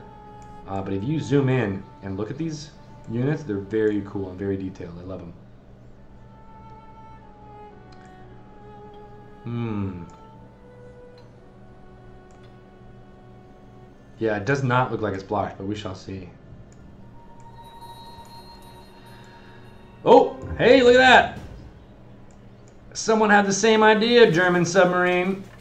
Well, that's a good thing that I have. Boo! Oh, that was just luck. That was just pure luck of the draw there. All right. So he's gonna build a road there. I kind of want to put this there, but I can't until that road is built.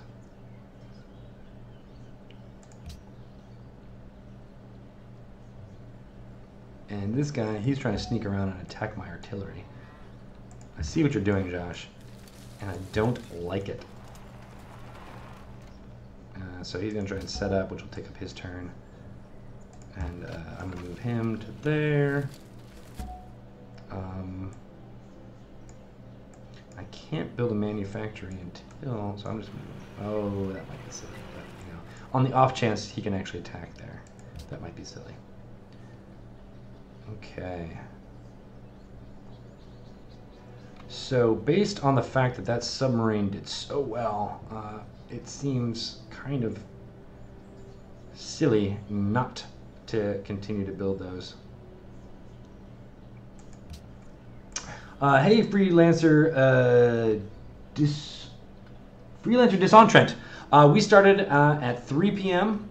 Eastern Time, so it's been going on for about an hour and a half. I'm Greg Tito, Editor-in-Chief of The Escapist, and so far we started on the modern age, and that started us with a large number of settlers and units, and we have so far been testing our borders. Created a chokehold here. Josh Vanderwall, managing editor, is playing as the Germans, and he early on took one of my settlers, one of my 3 initial settlers that I had used to explore this way, which that was a big blow. But in the meantime, I have been able to build settlers in new cities and kind of got a pretty decent border. He does not have a 4th city, I don't believe, yet, where I have 4. And I've got kind of control of this chokehold here, and with my bombardment from my city and my artillery, I've been able to hold back his Great War infantry. So that's it so far. And it wasn't 250 turns. We started at turn 200 with the modern start, so it's only been 50 turns so far. Seems that Josh, as the Germans, has been concentrating on building wonders, which I doubt the usefulness of that pretty heavily, but he is. I so far have been concentrating on buildings and powerful units. I guess I've really only built an artillery and a submarine, but so far they have been instrumental in turning the tide.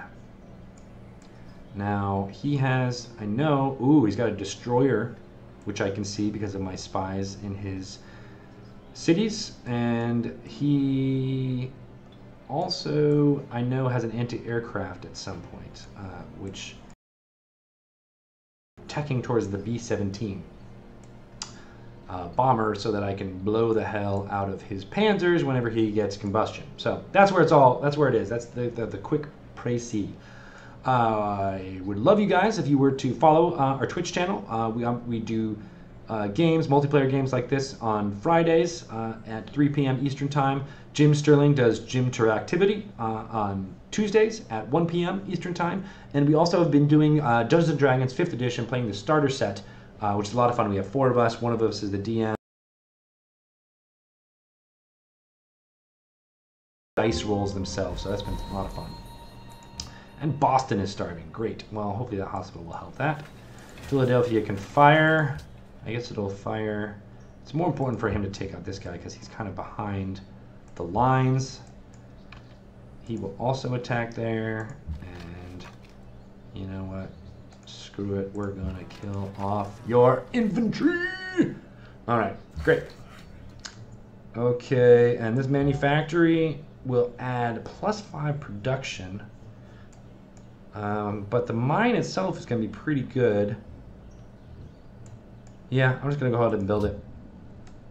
And get that. Oh, and look here. Looky here, he's got a destroyer. And his empire is unhappy too. That's never good. Yeah. Sorry, bud. Your destroyer. It's not going to one-hit kill you, but that was pretty darn close. And hey, I got another technology from my spies. Uh-oh. But Recruit Mary was killed. That's not good. Killed in action. Right. Well, shoot. Well, I might move him to Hamburg there too to try and, because this strategy of stealing technologies has so far been awesome. And arsenal, yeah, I'm going to go for an arsenal too, because as I said, the benefits of high hit points over there is going to be huge. Can I upgrade this guy yet? No, I cannot. And I'm really saving that gold for being able to buy that tile. We're just going to, oh, I can do it now. Good. And screw you, you can be done doing that. Because oil is going to be very important come 4 turns.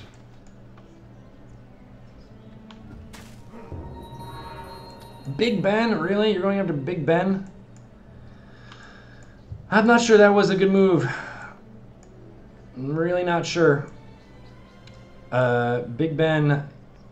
What does Big Ben do? Do you guys remember? It gives you...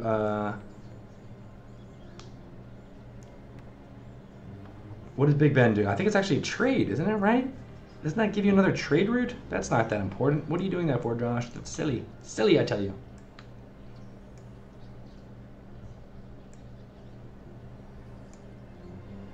That's a good point, Zyme. I will start investing in caravans when there's nothing more important going on. If nothing else for food, because as you say, that's going to be the most important thing, because I have 2 cities that are kind of starving, although it looks like Philadelphia is doing all right now. And this is not going to be a high growth city by any means. But you really should be at least be using that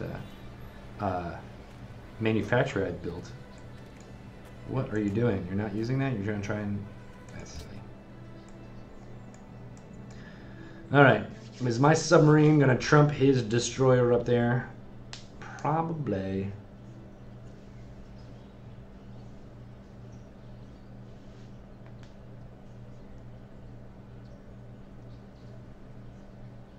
Oh, I see. Yes, it is. It is faster gold billing. That is going to be good.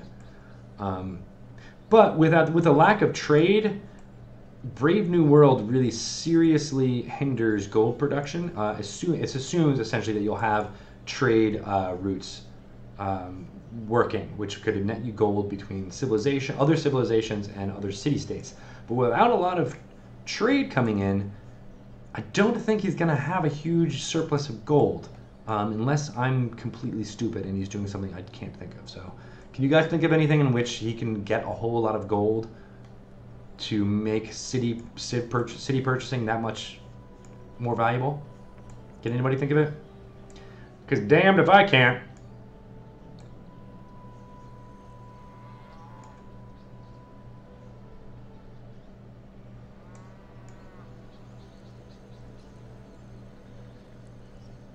Oh, that sucks, Vivian Tar.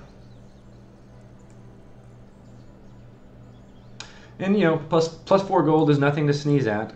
Again, with these small margins, so that's not a terrible idea. But egads, I don't think the wonder building is actually going to be a factor as much as the really important buildings that we're building, like stock exchange, which gives a lot more gold per hammer that you spend on building it than a huge wonder like that would. But this is my opinion. That's the cool thing about civilization, is that, what? He entered the atomic era. That's not good.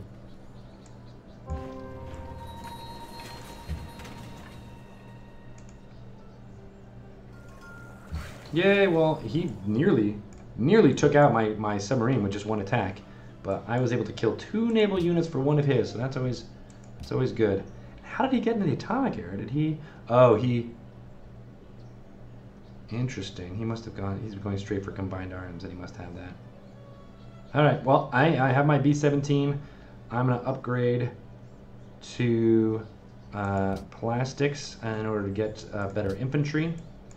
But essentially, everything I needed to build is complete.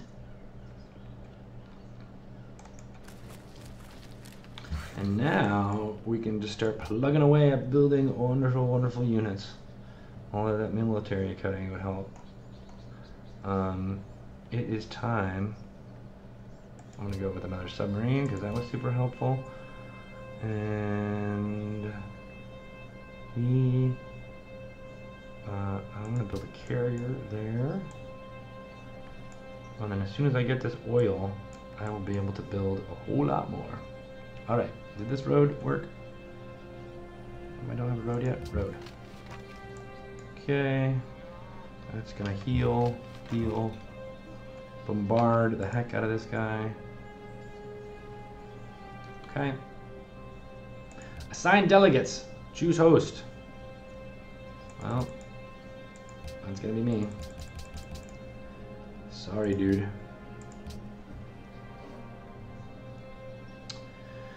Oogly doogly. Alright, well, I'm probably going to take my submarine back and heal him up. That's always an important thing. He has his first Panzer, which I see right there. I see you, Panzer. Oh, I got another spy because I entered the atomic era too, I think. So I will assign my spy possibly back to Washington, just in case, on the off chance he's going to try and steal tech from me.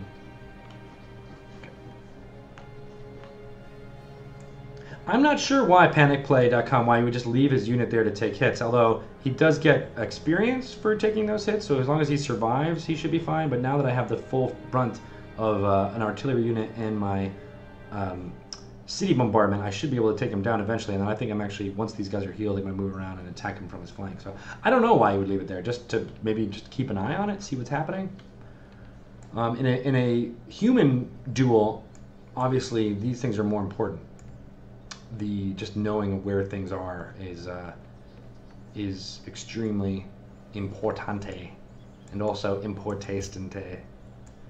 And next up, I think I'm going to try and buy these dies and give me that extra 4 because I'm starting to get unhappy. And I don't think I'm close enough to buy these gems, which is probably why it was a good reason to go here instead of there. But I'll get this oil, which will let me build more and more units. So I have 7 oil there, and then because of my social policy, it'll be doubled. So I'll actually have 14 there and 14 there. So I will have the ability to buy 28 units, which require oil. So how strategic resources work in civilization is that things like oil or coal, which is also here, some units and some buildings and some other things force you to I don't have it yet. It's going to be there and I can't look at it yet. Interesting. It's annoying. They force you to build those things. So this attack is great. I'm going to go up here because he seemed like he was going around that way, but maybe he's going to go around this way. We shall see. What the heck? This guy should be able to protect both.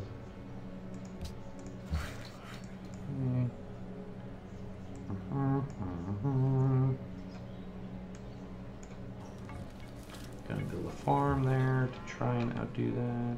This guy is taking... Hey, and I finally got a great person! Yes! That's gonna come in very much handy, having a great general. So I will fortify him there.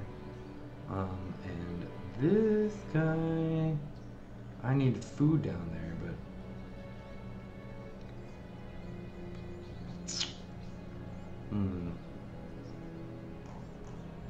What's the East India Company do? You're saying it's +4 gold? Yeah, that's good, but... Caravan. Actually, no, not there.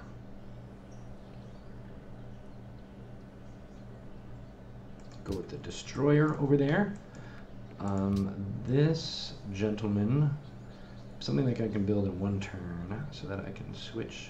Oh, I'll do the caravan. There you go. He'll build the caravan. There we go. I love that the caravan, when it goes to the modern era, turns into a truck early on. See, here's a truck. It's basically like an Optimus Prime unit I'm building. Deal with it.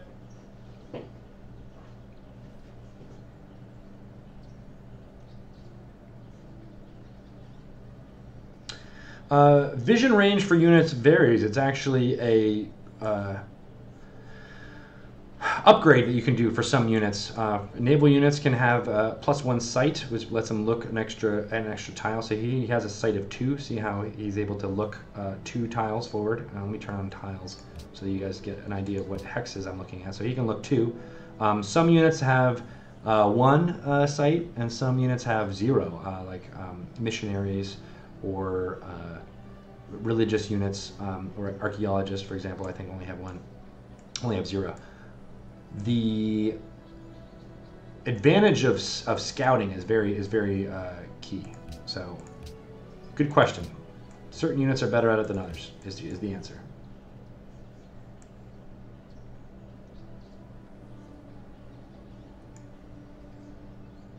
And you are right, Acros Courtney. Using nuclear weapons is frowned upon in civilization, that's for sure. You don't want to be a jerk and blow them to kingdom come, but hey, you know what? U.S. versus Boston, versus Boston. U.S. versus Germany might just come to that. You just never know. And I forgot to assign my stupid spy. Dang it. For those of you guys who just joined us, looks like we got a whole bunch of new followers. I am Greg Tito, Editor-in-Chief of The Escapist. We are playing Civilization 5 in a duel mode. So it's me versus Joshua Vanderwall, the managing editor of The Escapist. He is playing Germany. I am playing the US. No barbarians, no city-states, straight 1v1 conquest. Who will take out the other one first?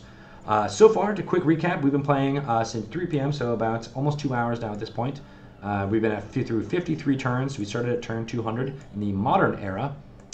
And I had 3 settlers to start. I moved 1 to here, and Josh declared war and took it over, which was really shitty.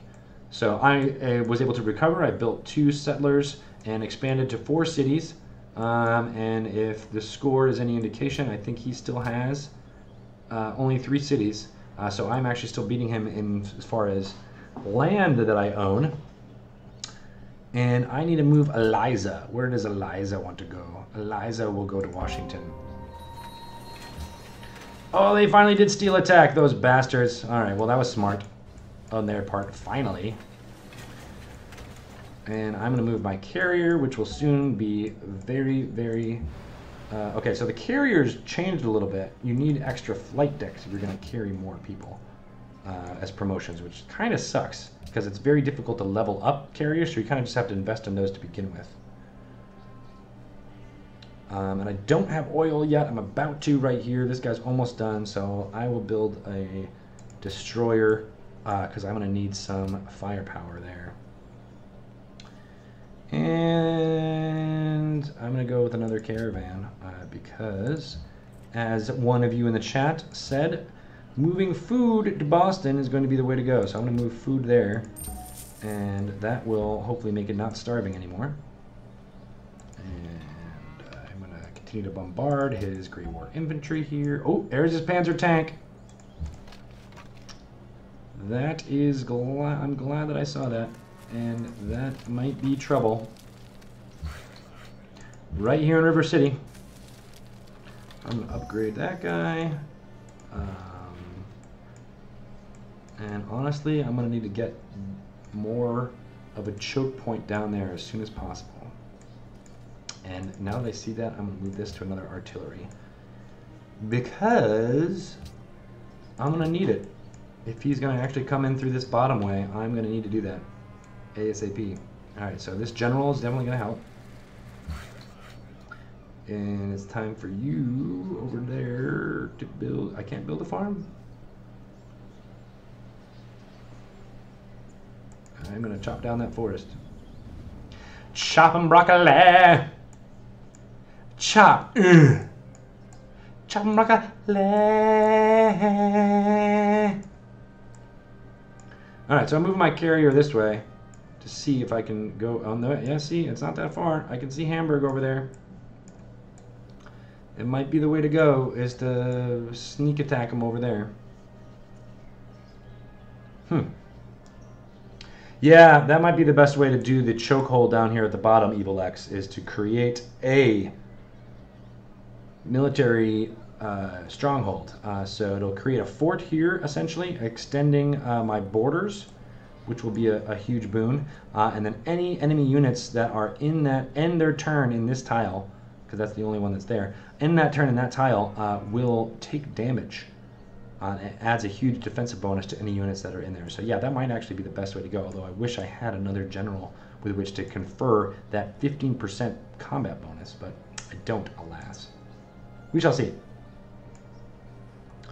That is not true, Praetor. They are not protesting. We're actually quite happy for a warlike civilization.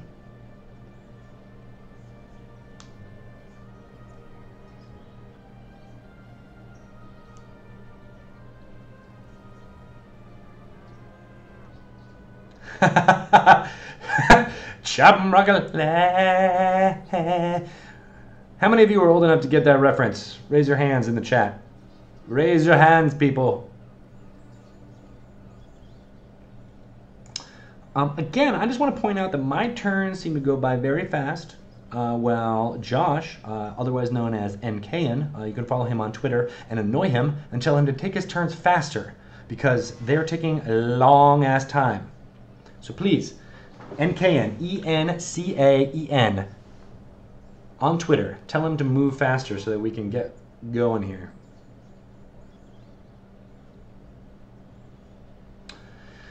Because we're nearing end time here, it is almost 5 o'clock, which is our scheduled time to end playing.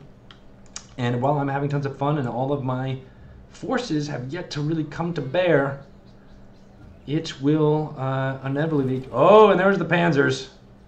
There's the Panzer attack we were all fearing. And I don't have a bomber to my name yet, but I'm about to. So it'll take me a while to build up bombers. Man. We knew the Panzer attack was coming. We just didn't know it would be coming this fast. Oh, and the shitty part about that is that I won't be able to...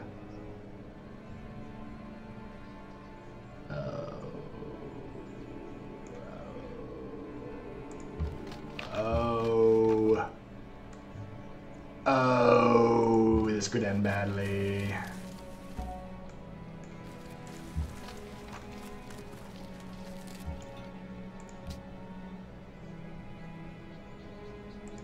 This could end very, very badly.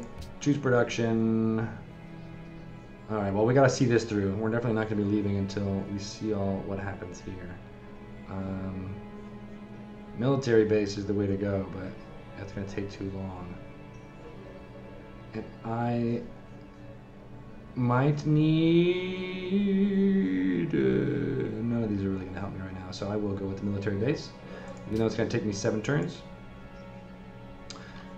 It will be a great boon once it happens. My submarine is going to heal itself. Where is that going? Where's that coming? Yeah, military base. I already picked it.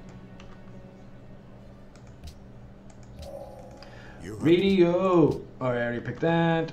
Where is it not? It's making me choose production. Come on. Did this really... What's going on?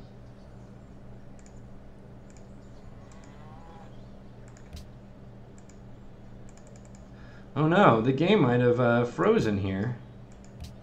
Not letting me just go with a different production. Interesting. I wonder if I can... Okay, there we go. Promote a unit. Promote a unit. Promote it. Promote it. There we go. Strength against fortified units. He's going to move to there, eventually going to move farther. Can't believe I still haven't upgraded this guy, so I'm going to move him there. And upgrade. So get the extra 1 tile there. I finally have oil! Alright. Do I want to do that with the gold cost? No, I don't think so. I'm going to go there then and get some more food. Okay, so here's a decision point. Do I continue to bomb his Panzer or there, or do I move him down here where this is going to be a problem? Oh, actually, I can actually fire down there. Interesting. But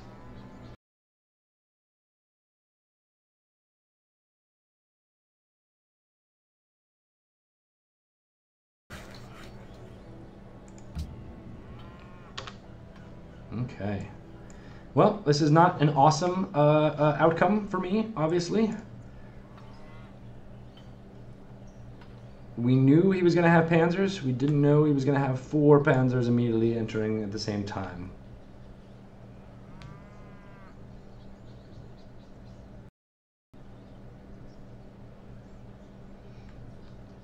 Yeah, I know. With all of the stuff that I've... Oh, no, I didn't want to build an armory. Well, whatever. That's what I'll do. You're right, Praetorian. It will not... Oh, what did the carrier do? Yeah, the carrier is definitely going to help.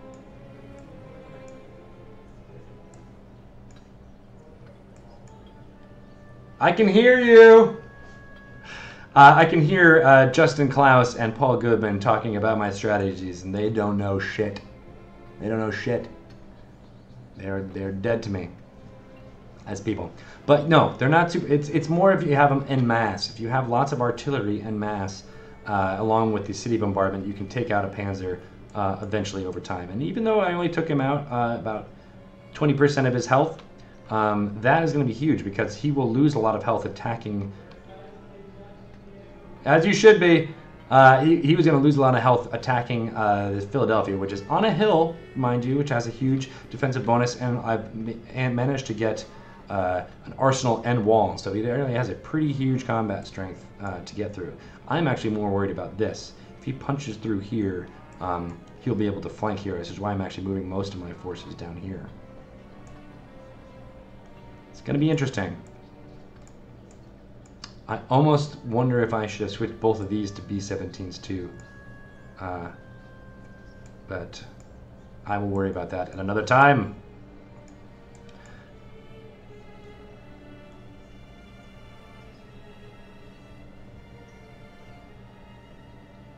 Yes, I call Paul's bluff as well. Thank you, Fox Shield. I don't think he knows.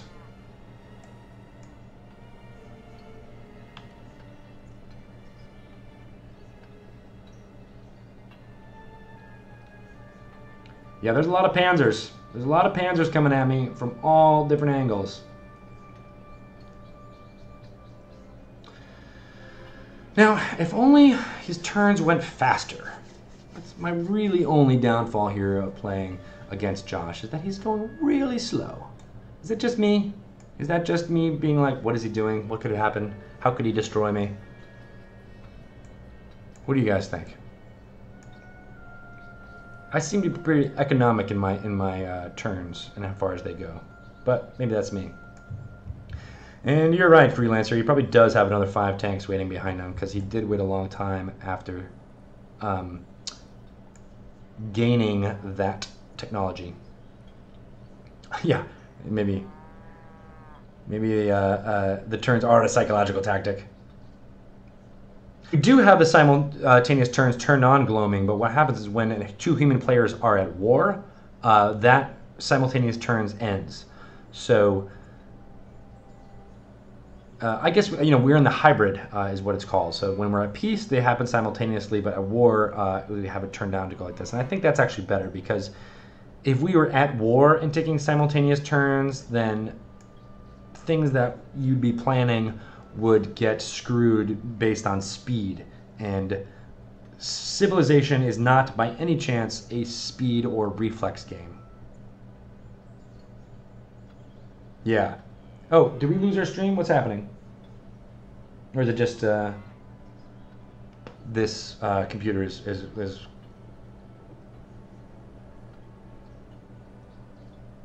okay, good. If it's still up for you guys, that's good. I'm still waiting on... Oh, finally, he did something. Oh, okay. All right, well, that wasn't awesome. His destroyer came in and took vengeance.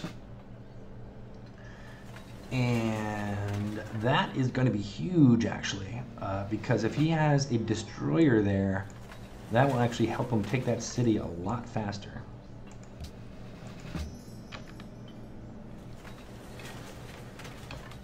And, okay, so I don't even have to move this guy. That's good. And, oh, man, what should I do here? I'm going to have to go with air land units.